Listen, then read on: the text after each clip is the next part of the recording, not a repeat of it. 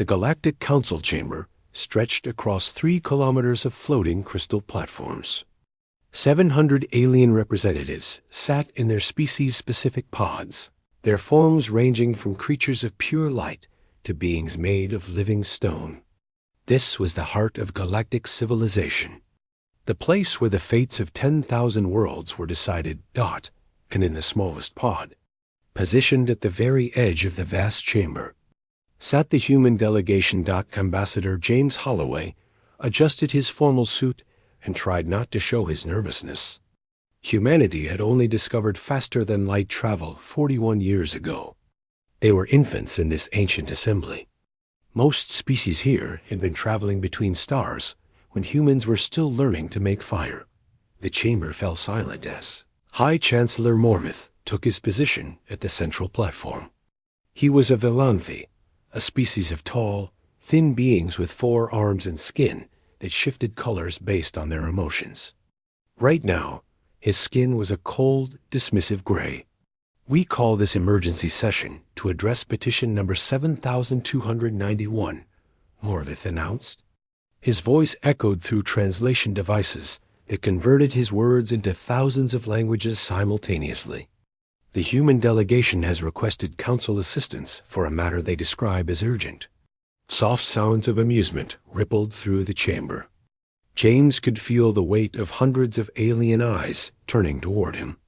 Some were curious. Most were contemptuous. He stood slowly and activated his speaking platform. His voice would now reach every corner of this impossible room. "Honored representatives," James began. 6 days ago, the human colony transport Starlight sent a distress signal from the Crimson Expanse. The amusement stopped instantly. A heavy silence fell over the chamber. "The Crimson Expanse," repeated Representative Gall of the Tyrannic Collective. His massive stone body shifted with what might have been surprise. "No vessel enters the Crimson Expanse." The Starlight had no choice. They were forced off the approved shipping lanes by a Korthian raider fleet. The only escape route led into the Expanse. "Then they are dead," stated Chancellor Morvith flatly. "The Crimson Expanse has claimed every ship that has entered its borders for the past 12,000 years. The devouring swarm that lives there has never allowed anything to leave. This matter is closed. The matter is not closed." James kept his voice steady despite his pounding heart. "The Starlight is carrying 437 colonists. 112 of them are children. Children die throughout the galaxy every day," said Representative Vess of the Illuminated Ones. Her form was a shifting pattern of golden light, beautiful and cold. "Your species is young. You will learn that some losses cannot be prevented. We will learn no such thing." The words came out harder than James intended. He saw several delegates lean forward with interest. Humans rarely showed defiance in this chamber.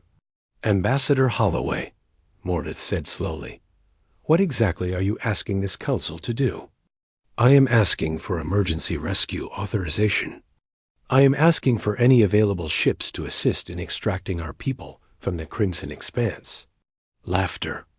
Actual laughter from dozens of species who had different ways of expressing amusement, but who all understood the absurdity of what they had just heard. "You want us to send ships into the devouring swarm's territory?" Representative Gall's stone face cracked in what passed for a smile among his kind.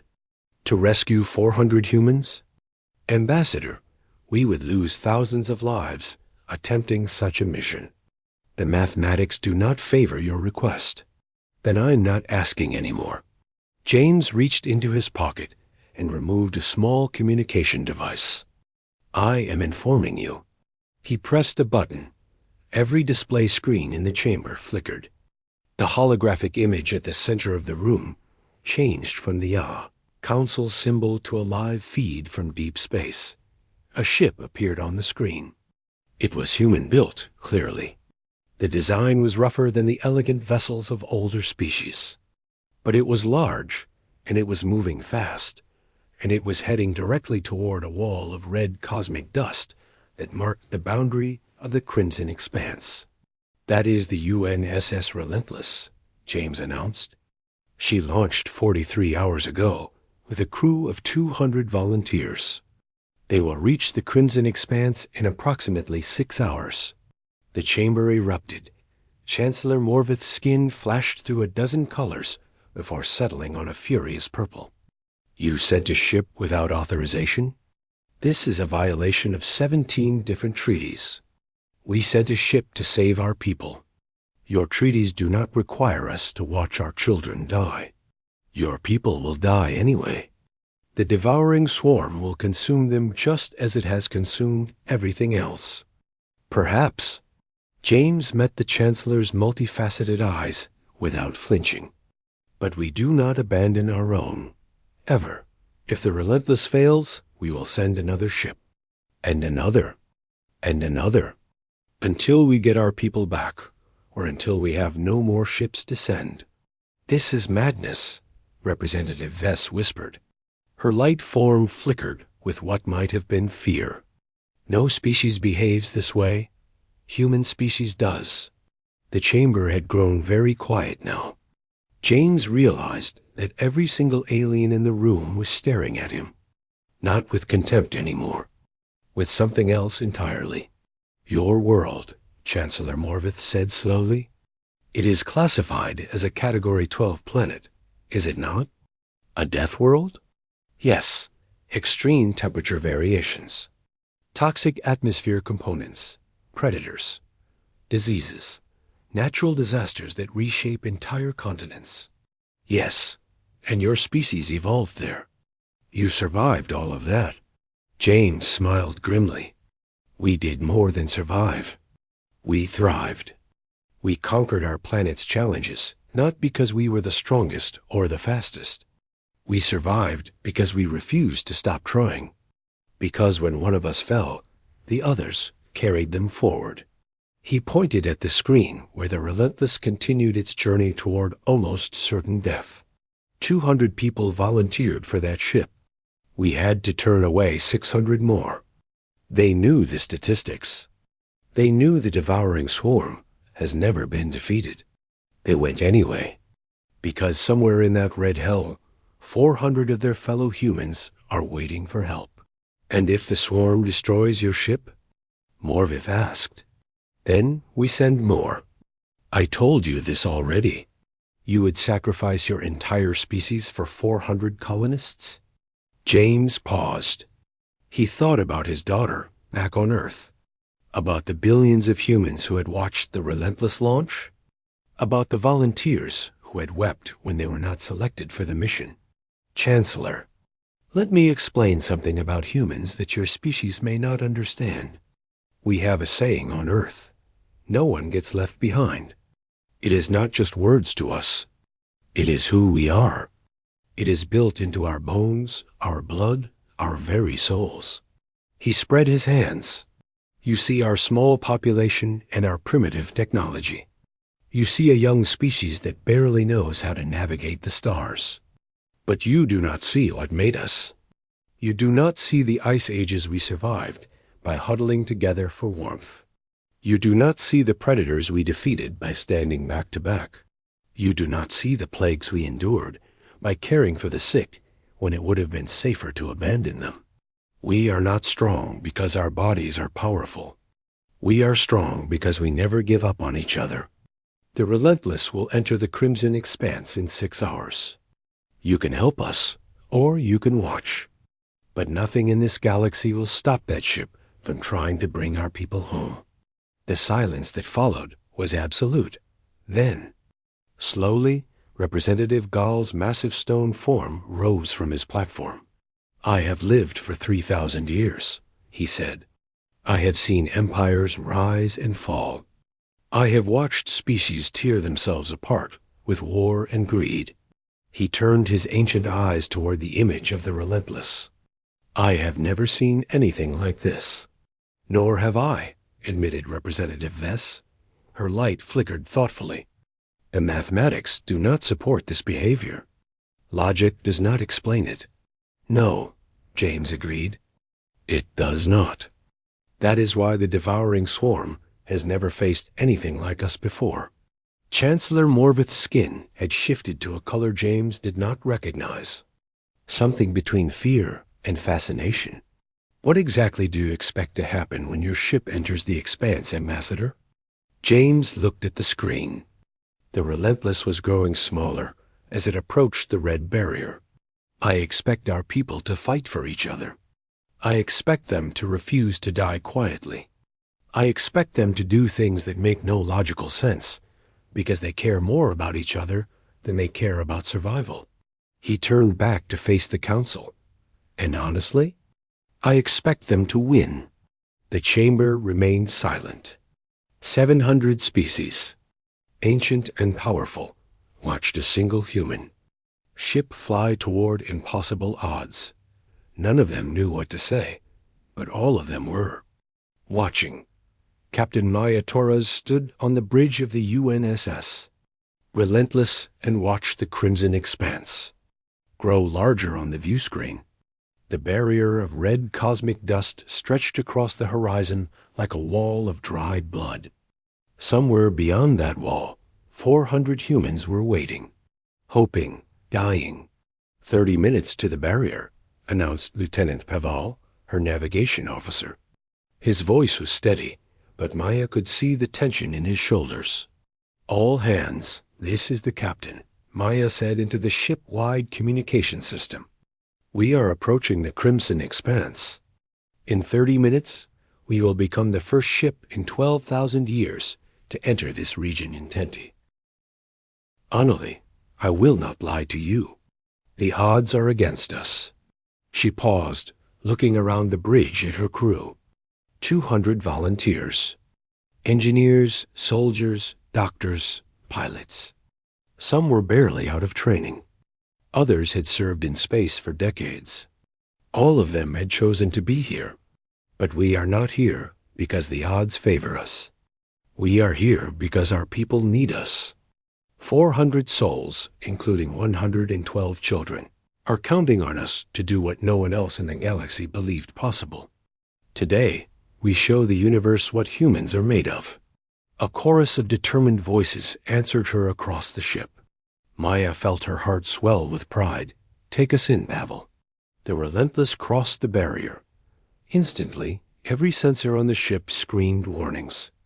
The red dust was not just debris. It was alive with strange energies, particles that seemed to shift and move with purpose. The ship shuddered as something pressed against the hull. Contact, reported Lieutenant Yuki from the sensor station. Multiple contacts. They are everywhere. The main view screen flickered, then filled with shapes. Thousands of them. The devouring swarm. Maya had seen images of the swarm in classified files. Nothing had prepared her for the reality. The creatures were biological nightmares, masses of teeth and tentacles, and eyes that seemed to look in every direction at once. Each one was roughly the size of a shuttlecraft. They swarmed around the Relentless like sharks circling wounded prey. They are not attacking, Pavel observed with surprise. Why are they not attacking? They are testing us, said Dr. Nina Costa from her position at the science station. Look at their movement patterns. They are probing our defenses, looking for weaknesses. As if responding to her words, one of the creatures detached from the swarm and flew directly toward the ship. It crashed against the forward shields with enough force to rock the entire vessel. Shields at 92%, Yuki reported. That was just one of them.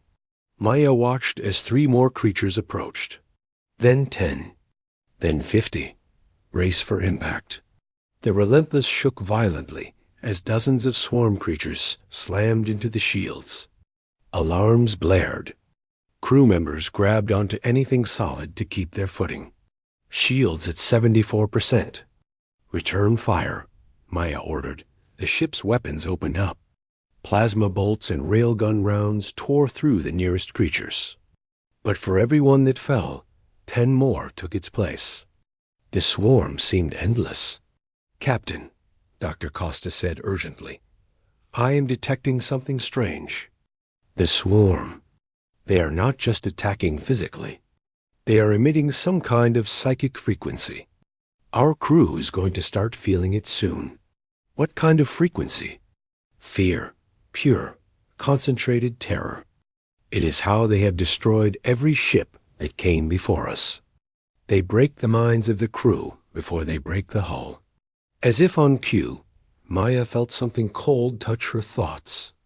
Whispers at the edge of her consciousness. Images of death, of failure, of everyone she loved being consumed by endless hungry mouths. Around the bridge, she saw her crew members falter. Yuki's hands trembled over her console. Pavel's face had gone pale.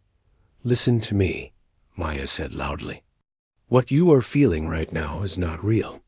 It is a weapon, nothing more. The swarm wants us to be afraid because fear makes us weak." "I can see them," Pavel whispered. "In my head, I can see what they did to the other ships. All those people ... Pavel." Maya moved to his side and gripped his shoulder firmly. "Look at me. Look at me." His terrified eyes met hers. "I need you to navigate this ship. Can you do that?" I do not know." Wrong answer. "The children on the Starlight need you to navigate this ship. Can you do that?" Something shifted in Pavel's expression. The fear was still there, but now there was something else beneath it. Determination. "Yes, Captain. I can do that." "Good. Everyone else, same applies. We are human. We have faced worse than this. Our ancestors survived ice ages with nothing but animal skins and fire. Our grandparents survived wars that killed millions. We are their children, and we do not break." The psychic assault intensified. Maya could feel the swarm's confusion. Their weapon had never failed before. Every species they had encountered had crumbled under the weight of absolute terror. But these strange creatures were not crumbling. "Captain," Dr. Costa called out, "the swarm is focusing more of their psychic energy on us. They do not understand why we are not falling apart. Let them wonder." Maya returned to her command chair. "Yuki, locate the Starlight." "Scanning." "I have them." The Starlight is approximately 4 hours ahead. They are surrounded by swarm creatures, but still intact. Life signs confirmed. 437, all alive. 4 hours. Can we last that long? Yuki hesitated. Our shields will fail in 2 hours at current rate of attack. Then we change the current rate. All weapons target the creatures closest to the hull. Engineering, I need more power to shields. Captain, we are already at maximum output. Then find more. Reduce life support to minimum. Cut power to non-essential systems. I do not care if we have to paddle this ship with oars. We are getting to that transport. The crew responded instantly.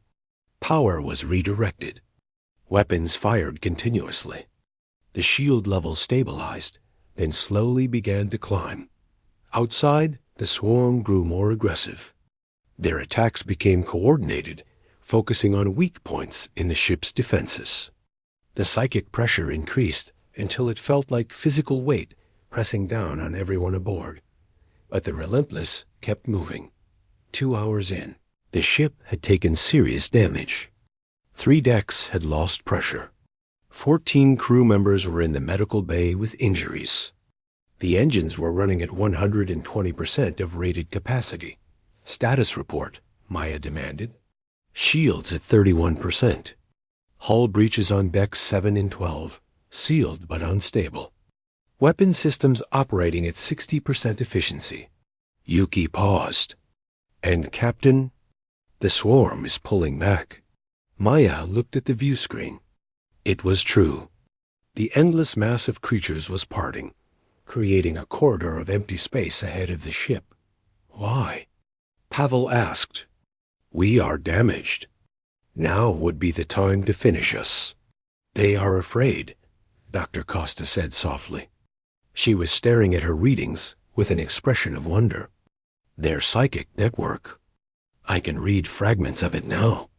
They have never encountered anything like us. Every other species broke under their fear projection. We did not. We are still afraid, Yuki pointed out. Her hands had not stopped shaking since they entered the expanse. Yes, but we kept fighting anyway. That is what they cannot understand. To the swarm, fear is supposed to be absolute. If you feel fear, you stop. You surrender. You die. Costa turned to look at Maya. They have no concept of courage. The idea that a creature could be terrified and keep fighting anyway. It does not exist in their understanding of the universe. Maya allowed herself a small smile. Then let us continue their education. Pavel, take us through that corridor. Best speed to the starlight. Aye, Captain. The relentless surged forward. The swarm watched from a distance, thousands of eyes tracking the impossible ship that refused to die. And somewhere ahead, 400 humans were about to learn that help was coming. Captain Thomas Webb had stopped counting the hours. When your ship was surrounded by nightmarish creatures, and your life support was slowly failing, time became meaningless. All that mattered was keeping his people alive for one more minute. Then one more after that dot. The Starlight was not a military vessel. It was a colony transport, designed for comfort rather than combat. Its shields were weak. Its weapons were almost non-existent. When the Korthian raiders had forced them into the Crimson Expanse, Thomas had known the odds. He had accepted that this was probably the end, but he had not shared that acceptance with his passengers. How are the children? He asked his first officer, Lieutenant Rosa Mendez. Scared but stable. The teachers have been running activities to keep them distracted. Games, songs, that sort of thing. Rosa paused. They do not know how bad it really is. Good. Keep it that way. Thomas walked through the main passenger cabin. 437 people were crammed into a space designed for 300. They had pushed the seats together to create sleeping areas. Families huddled close for warmth as the environmental system struggled to maintain temperature. A young boy, maybe 7 years old, tugged at Thomas's sleeve. Captain Webb? Is someone coming to help us? Thomas knelt down to meet the boy's eyes. What is your name? Oliver. Oliver, do you know what Earth is like? The boy nodded. I learned about it in school. It has oceans and mountains, and lots of different animals. That is right. And do you know why humans were able to live on Earth, even though it had so many dangerous things? Oliver thought about it. Because we helped each other? Exactly. Thomas put a hand on the boy's shoulder. Humans always help each other. It is what we do. So yes, Oliver, someone is coming to help us. I promise. He stood up and continued through the cabin. The promise weighed heavily on him. He had no idea if rescue was even possible. But he had seen the hope in Oliver's eyes, and he would not be the one to take it away. Captain. Rose's voice crackled over his communicator. You need to see this. Thomas rushed back to the bridge. Through the forward viewport, he could see the swarm creatures that had surrounded them for days. Thousands of them, floating in the red dust like a living barrier. But something had changed. They were moving aside. What is happening? Thomas demanded. I do not know, sir. They just started parting, creating a clear path from there. Rosa pointed at the view screen. In the distance, barely visible through the crimson haze, was a ship. It was battered and scarred, smoke trailing from multiple hull breaches. But it was moving steadily toward them, and it was human. That is impossible. Thomas whispered. Sir, I am receiving a transmission. Audio only. Their communications array is damaged. Put it through. The speaker crackled with static, but the voice that came through was clear enough. Starlight. This is Captain Maya Torres of the UNSS Relentless. We received your distress signal. We are here to bring you home. Thomas felt tears forming in his eyes. He did not try to stop them. Relentless, this is Captain Webb. You have no idea how good it is to hear your voice. Save the thanks for later, Captain. We have a lot of work to do and not much time. The swarm has backed off for now, but I do not expect that to last. What is your ship's status? Engines are dead. Life support is failing. We have maybe 6 hours before things get critical. Then we will not waste them. Prepare your passengers for evacuation. We are coming alongside. The next 2 hours were a blur of activity. The Relentless maneuvered close enough to extend emergency docking tubes to the Starlight. Crew members from the rescue ship flooded into the damaged transport, helping passengers gather essential belongings and guiding them toward the connection points. Thomas watched as families streamed past him. Parents carried children who were too tired to walk. Elderly passengers leaned on the arms of younger ones. Everyone moved with quiet urgency, understanding that their lives depended on speed. Captain Torres came aboard the Starlight, herself to oversee the evacuation. Your people are doing well, she told Thomas as they observed the orderly. Exodus. They are scared, but they trust each other. That helps. It is more than that. I have never seen civilians handle a crisis this calmly. Most species panic when faced with certain death. Thomas shrugged. We are human. Panic does not solve problems. Torres smiled grimly. The swarm learned that the hard way. I noticed they have been keeping their distance. What did you do to them? We refused to break. Torres watched as another group of passengers crossed into the Relentless. They attacked us with everything they had. Physical assaults, psychic terror, the full force of their collective consciousness. We just kept coming. How is that possible? I have read the reports. The swarm has destroyed entire fleets. Fleets from species that accepted fear as a signal to stop fighting. We do not work that way. Torres's eyes were hard. When humans are afraid, we get angry. When we are hurt, we hit back harder. The swarm has never encountered anything like that. A tremor ran through both ships. The swarm creatures outside had begun moving again, circling closer. They are testing us, Torres said, trying to figure out if we are really as dangerous as we seem. Are we? Torres did not answer directly. Instead, she activated her communicator. Bridge, this is the captain. Status of evacuation? 312 passengers transferred, replied a tired voice. 125 remaining. Time estimate? 45 minutes at current rate. Another tremor, stronger this time.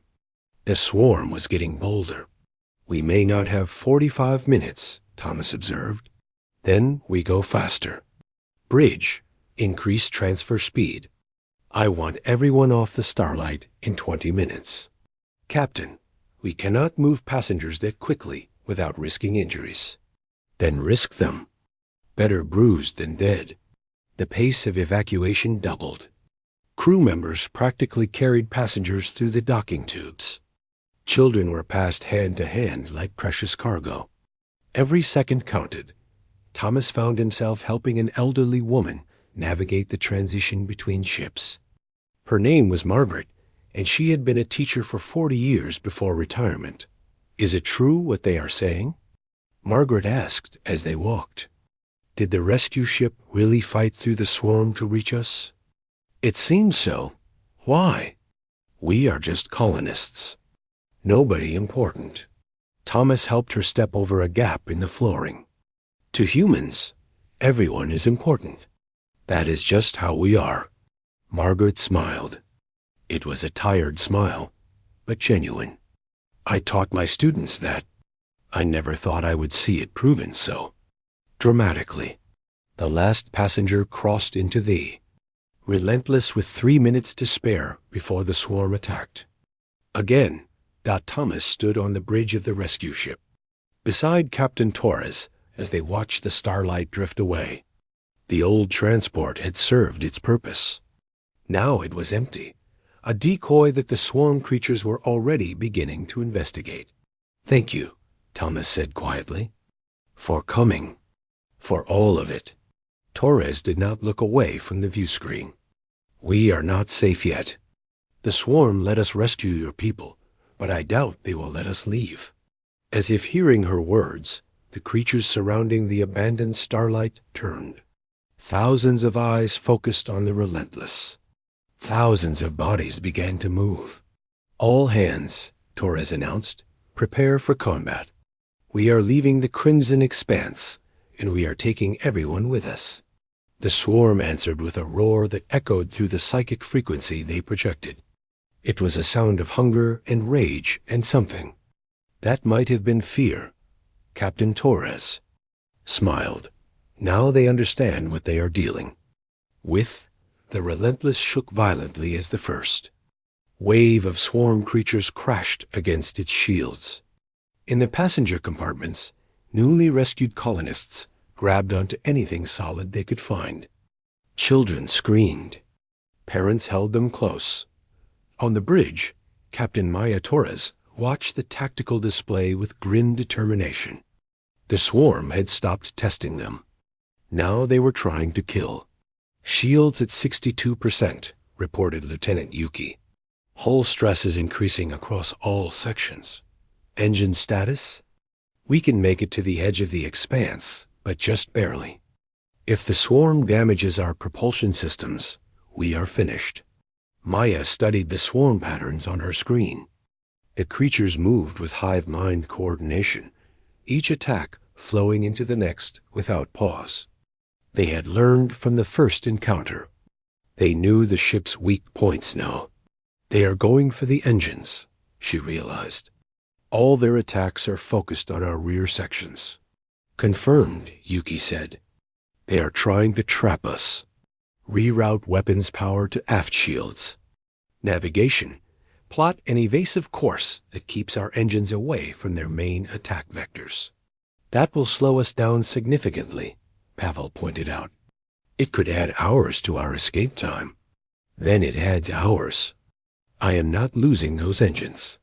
The ship twisted through the red dust, dodging the largest concentrations of swarm creatures while fighting off the smaller groups that got too close. Every minute felt like an hour. Every meter of progress felt like a victory dot in the medical bay. Dr. Nina Costa worked alongside the Starlight's medical staff to treat the injured. The evacuation had been rough. Dozens of passengers had minor injuries from the rush transfer. A few had worse. "How are we doing?" asked Rosa Mendez, who had volunteered to help despite having no medical training. "We will manage." Costa applied a healing seal to a young woman's arm. "The most serious cases are stable. Everyone else just needs rest and proper nutrition once we get out of here. If we get out of here. When we get out of here." Costa met Rosa's eyes firmly. "I did not come all this way to die in this place. You volunteered for this mission." "Why?" Costa thought about the question as she moved to the next patient. "My grandmother survived a refugee camp when she was a child. She used to tell me stories about the people who helped her family escape. Strangers who risked everything to save people they had never met." She finished her work and stood up.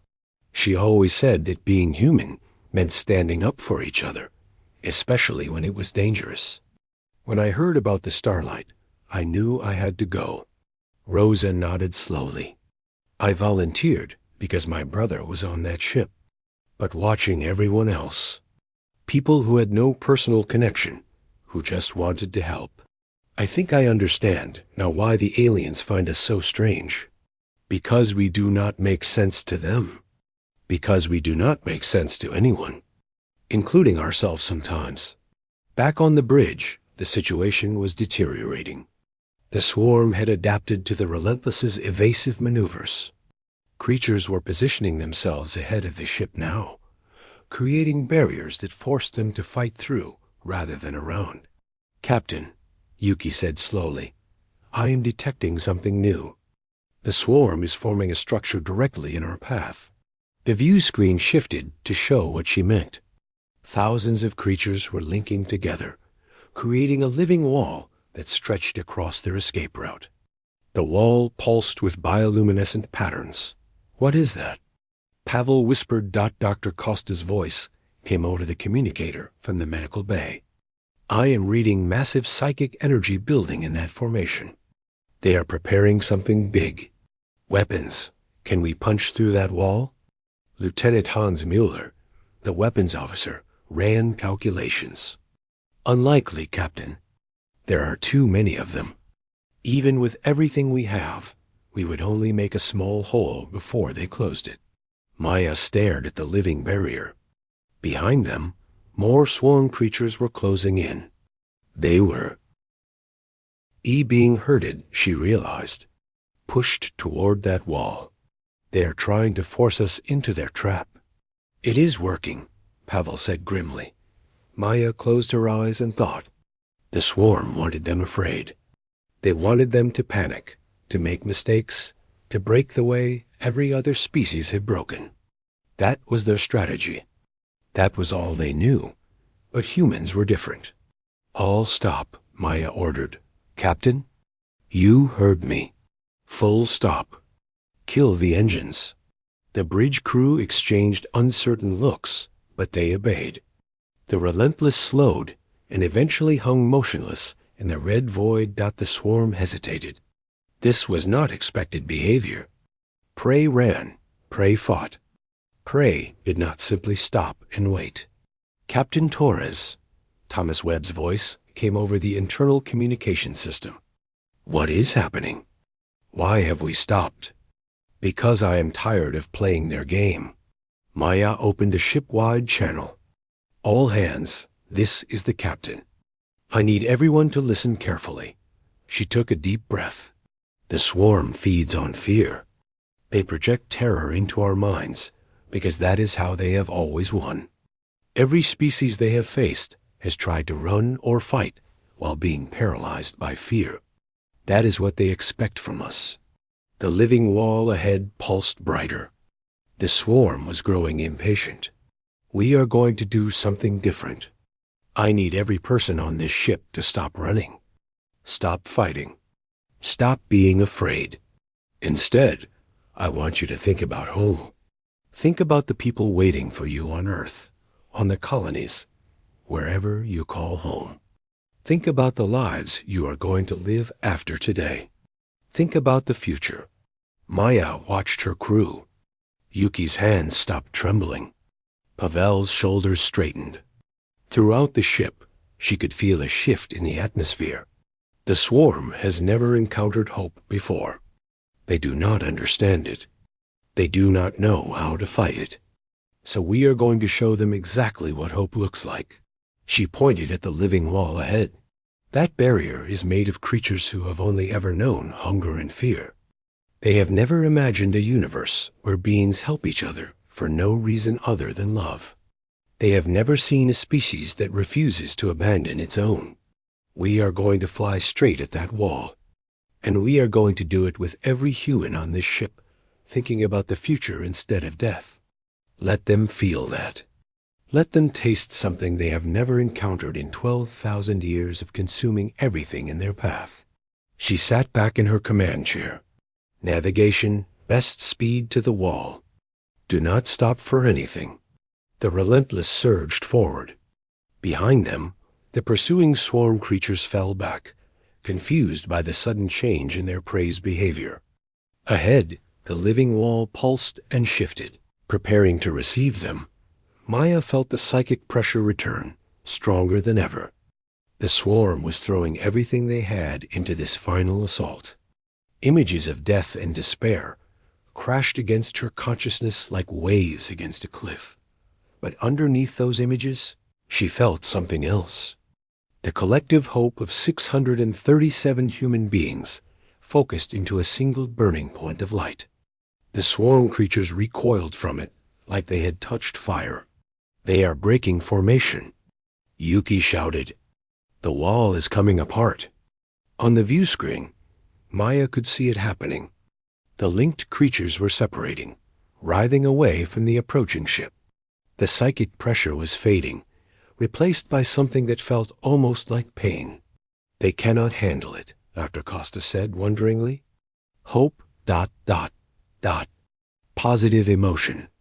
It is toxic to them. Their entire existence is based on fear and hunger. They have no defense against anything else." The Relentless plowed through the gap in the wall. Creatures scattered in every direction, fleeing from the impossible ship that radiated something they could not comprehend. "Full speed to the edge of the expanse," Maya ordered. "Do not stop until we see clear space." The ship raced through the red dust. Behind them, the devouring swarm did not follow. They hung in place, thousands of confused entities trying to process what had just happened. For the first time in 12,000 years, the swarm had encountered something. They could not devour Hope. The UNSS Relentless emerged from the crimson expanse, trailing smoke and victory. News of the impossible. Rescue had spread across the galaxy faster than light itself. When the battered ship limped into the Nexus system, it found an escort of vessels from 30 different species waiting to guide it in. Ships that had never shown humanity anything but contempt now formed an honor guard around the vessel that had accomplished the impossible. Ambassador James Holloway stood at the observation deck of the Galactic Council's orbital station, watching the Relentless approach. Beside him stood Chancellor Morvith, whose skin had been cycling through shades of blue and silver for the past hour. "They actually did it," the Chancellor said quietly. "They entered the crimson expanse. They rescued their people. They defeated the devouring swarm." "They did not defeat the swarm," James corrected. "They showed the swarm something it had never experienced." "There is a difference. What exactly did they show them?" James considered his answer carefully. "Hope, compassion, the willingness to sacrifice everything for strangers simply because they are fellow humans. These are concepts the swarm could not comprehend. They have spent 12,000 years consuming fear and despair. They had no defense against anything else." Morvith's skin flickered through colors James did not recognize. "My species has studied humanity since your first contact with the galactic community. We believed we understood you. A young species, aggressive, territorial, dangerous in an unfocused way. And now? Now I believe we understood nothing." The Chancellor turned to face James directly. "You are not dangerous because you are aggressive. You are dangerous because you love each other." The Relentless entered the docking bay. Emergency crews rushed forward to secure the vessel, while medical teams prepared to receive the wounded. James made his way down to the arrival area, where a crowd of dignitaries from dozens of species had gathered. The airlock opened. Captain Maya Torres was the first to emerge. She looked exhausted. Her uniform was torn and stained with blood that might have been hers or might have belonged to crew members she had helped carry to medical during the escape. But she walked with her head high. Behind her came her crew, 200 volunteers who had flown into certain death and emerged alive. They were greeted with stunned silence from the alien observers, who had never seen anything like the battered but unbroken humans filing off the ship. Then came the passengers from the Starlight. Families holding hands, children clutching parents, elderly colonists leaning on younger ones for support. 437 people who had been given up for dead, walking back into the light. A young boy emerged near the end of the group. Oliver looked around at the massive station, at the strange alien beings watching them, at the countless ships visible through the observation windows. His eyes were wide with wonder rather than fear. Captain Thomas Webb walked beside him, one hand resting protectively on the boy's shoulder. Captain Webb, James said, extending his hand. Welcome back, Ambassador. Thomas shook the offered hand firmly. Thank you for fighting for us in the Council. I only bought time. Captain Torres and her crew did the real fighting. Thomas nodded toward Maya, who was being surrounded by her crew members in an impromptu celebration. She is remarkable. They all are. They are human. That seems to be enough. Chancellor Morvith approached the group of survivors.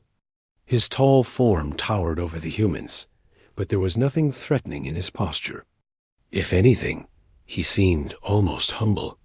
I wish to address the survivors, he said, if they are willing to listen. Thomas looked around at his passengers. They were tired, scared, overwhelmed, but they were also curious. They had just accomplished something no one believed possible. They wanted to understand what it meant. We are listening, Thomas said. Morvith faced the crowd of humans.